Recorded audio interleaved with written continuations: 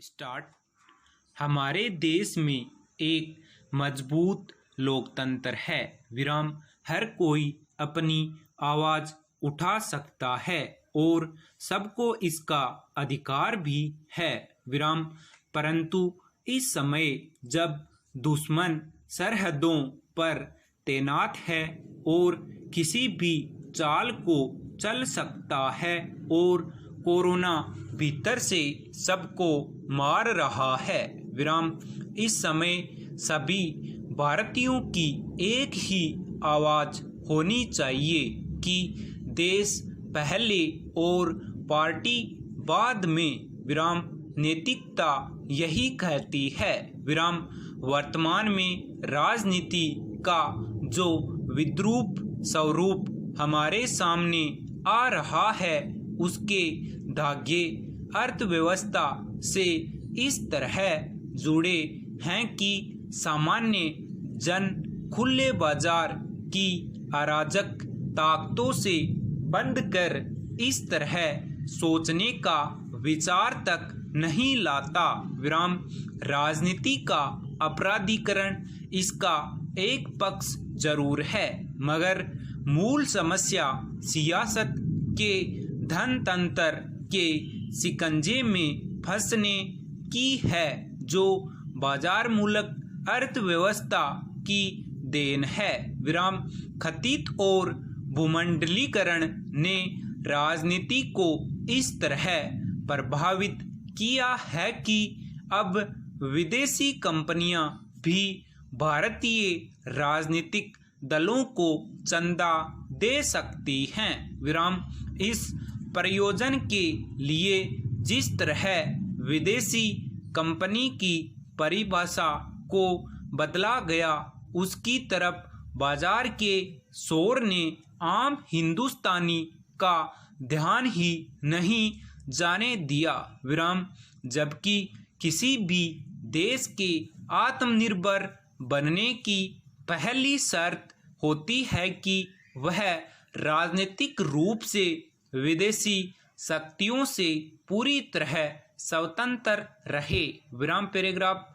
लोकतंत्र को जीवंत बनाए रखने की यह प्राथमिक शर्त इस प्रकार होती है कि घरेलू राजनीति में सक्रिय विभिन्न राजनीतिक दल आपस में बेशक लड़ते मरते रहें, मगर जब विदेशों की धरती पर हों तो केवल सत्तारूढ़ सरकार की नीतियों को ही समग्र भारत देश की नीतियां बताकर उनकी वकालत करें। विराम।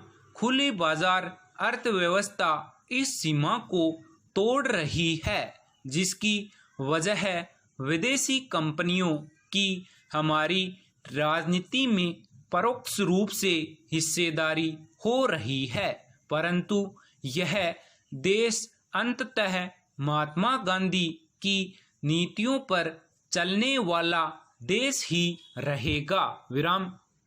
अतः हो सकता है कि आने वाली पीढ़ियां आज के रास्ते में परिमार्जन इस तरह करें कि गांधीवाद और राष्ट्रवाद गले में बाहें डालकर आगे बढ़ते नजर आएं। परंतु आज की राजनीतिक पीढ़ी जिस तरह धनतंत्र की गिरफ्त में फंसकर चुनावी लड़ाई में विजय प्राप्त करने का लक्ष्य बना रही है, उसे देखते हुए लगता है कि राजनीति में सदाचारी और त्यागी व्यक्ति आने से घबराने लगेंगे। विराम।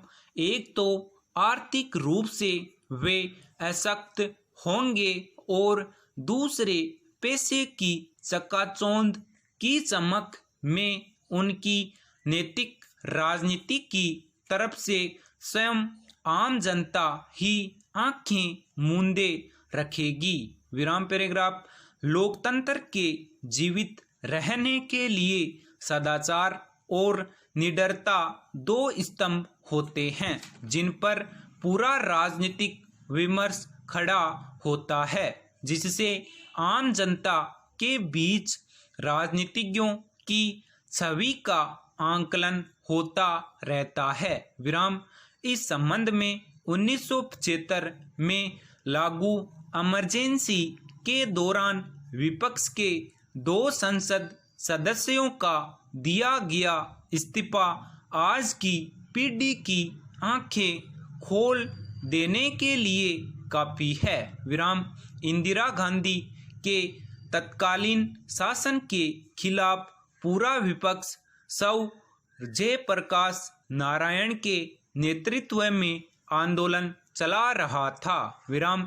आंदोलन भ्रष्टाचार समाप्त करने से लेकर चुनाव प्रणाली में परिवर्तन करने के मुद्दों को लेकर छेड़ा गया था, परंतु 12 जून 1975 को इलाहाबाद उच्च न्यायालय द्वारा श्रीमती इंदिरा गांधी का रायबरेली से लोकसभा चुनाव की रद्द किए जाने के बाद स्थिति पूरी तरह बदल गई थी और जेपी ने इंदिरा जी के इस्तीफे की मांग कर डाली थी, जिसकी वजह से 25 जून को इमरजेंसी लगा दी गई थी और सभी विपक्षी नेताओं को जेल में डाल दिया गया था। विराम।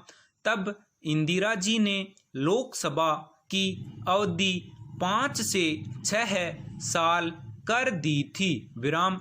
इस पर जेल से ही जेपी ने सभी विपक्षी सांसदों से अपील की कि वे संसद से इस्तीफा दे दें। विराम। उनके आह्वान पर केवल 2 सांसदों माननीय शरद यादव और सौ मधु ने लोकसभा से इस्तीफा दिया था।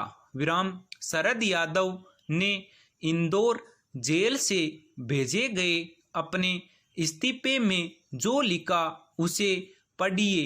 मैं जबलपुर संसदीय निर्वाचन क्षेत्र से लोकनायक जयप्रकाश के अनुयायी व जनता प्रत्याशी के रूप में लोकसभा हेतु निर्वाचित हुआ था। विराम। संविधान के उपबंधों के अनुसार लोकसभा की अवधि 5 वर्ष होती है। विराम। वर्तमान लोकसभा की अवधि 18 मार्च 1976 को समाप्त होने जा रही है। इस तरह 18 मार्च को लोकसभा भंग कर दी जानी चाहिए और नए चुनाव कराए जाने चाहिए, क्योंकि जनता ने इस लोकसभा के लिए 18 मार्च 1976 तक ही अपना आदेश प्रदान किया है। इसके बावजूद श्रीमती इंदिरा गांधी की तानाशाह सरकार ने अपने क्रूर बहुमत के आधार पर संसद की अवधि 1 वर्ष के लिए बढ़ाए जाने का प्रस्ताव पारित कर लिया। विराम। पैराग्राफ। अल्पमत में बैठे विरोधी पक्ष के अधिसंख्य के सदस्य गत 9 माह से जेल की शिकंजों के अंदर हैं। विराम। वे इस घोर अप्रजातांत्रिक प्रस्ताव का विरोध तक नहीं कर सके या विरोध के मत में नहीं दे सके। विराम। यह सब पाप आपातकाल के संवैधानिक उपबंध के नाम पर किया गया। विराम। मुद्दा यह है कि जेल में बंद शरद यादव ने लोकतंत्र को हर हाल में जीवंत रखने की अपनी जिद नहीं छोड़ी और संसद की सदस्यता से इस्तीफा देकर त्याग का परिचय दिया। विराम। यह विशुद्ध सदाचार था जो लोकतंत्र की आत्मा कहलाता है। विराम। यह जनता द्वारा चुने गए एक सांसद की नैतिकता थी। संपूर्ण विराम।